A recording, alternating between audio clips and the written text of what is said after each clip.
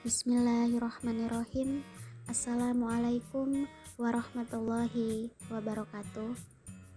Perkenalkan, kami dari kelompok 7 akan memaparkan materi mengenai kertas kerja pemeriksaan atau audit working papers yang disusun oleh Saudari Siti Nurhalimah sebagai pemateri pertama dan Saudari Sri Wahyuningsih WT sebagai pemateri kedua. Pokok pembahasan pada materi kali ini mengenai 1. Pengertian kertas kerja pemeriksaan, 2. Tujuan kertas kerja pemeriksaan, 3. Current file and permanent file, 4. Kriteria kertas kerja yang baik, 5. Pemilikan dan penyimpanan kertas kerja, 6. Working balance sheet, dan 7. Top schedule. Pengertian kertas kerja pemeriksaan. Kertas kerja pemeriksaan adalah semua berkas-berkas yang dikumpulkan oleh auditor dalam menjalankan pemeriksaan, baik berasal dari klien, dari analisis yang dibuat oleh auditor, dan dari pihak ketiga. Selanjutnya, tujuan kertas kerja pemeriksaan. 1. Mendukung opini auditor mengenai kewajaran laporan keuangan. 2. Sebagai bukti bahwa auditor telah melakukan pemeriksaan sesuai dengan standar. 3. Sebagai salah satu dasar penilaian asisten atau seluruh tim audit sehingga dapat dibuat evaluasi mengenai kemampuan asisten. 4. Sebagai referensi dalam hal pernyataan dari pihak pajak, pihak bank, dan pihak klien. Current file dan permanent file. Current file berisi kertas kerja yang mempunyai kegunaan untuk tetap berjalan, misalnya neraca saldo.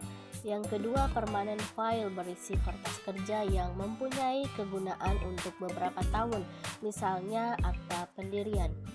Correspondence file yang berisi korespondensi dengan klien, yaitu berupa surat menyurat. Selanjutnya, kriteria pembuatan kertas kerja yang baik. Kertas kerja pemeriksaan harus mempunyai tujuan. Kedua, harus dicegah menulis kembali kertas kerja sebab banyak kekurangannya, antara lain membuang waktu. Yang ketiga, dalam kertas kerja pemeriksaan harus dijelaskan prosedur audit apa yang dilaksanakan dengan menggunakan audit tick mark. Dan yang keempat, kertas kerja pemeriksaan harus diindeks. Selanjutnya, pemilikan dan pemeriksaan kertas kerja pemeriksaan. Antara lain, kertas kerja pemeriksaan adalah milik akuntan publik. Hak auditor sebagai pemilik kertas kerja pemeriksaan terikat pada batasan-batasan moral yang dibuat untuk mencegah kebocoran-kebocoran yang tidak semestinya mengenai rahasiaan data klien. Yang lain yaitu akuntan publik harus mengambil langkah-langkah yang tepat untuk keamanan kertas kerja pemeriksaannya dan menyimpan kertas kerja tersebut sesuai dengan peraturan pemerintah yang berlaku.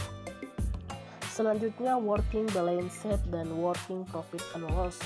Yang pertama, balance sheet dan working profit and loss WPL, yaitu berisi angka-angka per box yang bersumber dari trial balance, client audit adjustment, saldo per audit.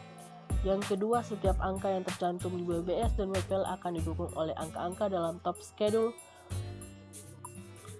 Selanjutnya yaitu top schedule dan supporting schedule. Dalam top schedule biasanya dicantumkan kesimpulan atas pos yang bersangkutan, sifat perkiraan, prosedur audit yang dilakukan, beserta tick mark audit adjustment yang diusulkan auditor dan diterima klien harus tercantum di supporting schedule. Angka-angka dalam top schedule akan didukung oleh angka-angka dalam supporting schedule. Untuk itu, antara top schedule dan supporting schedule harus dilakukan cross index. Itulah pemaparan materi dari kelompok kami dan kami ucapkan terima kasih. Wabillahi taufiq wa hidayah. Wassalamualaikum warahmatullahi wabarakatuh.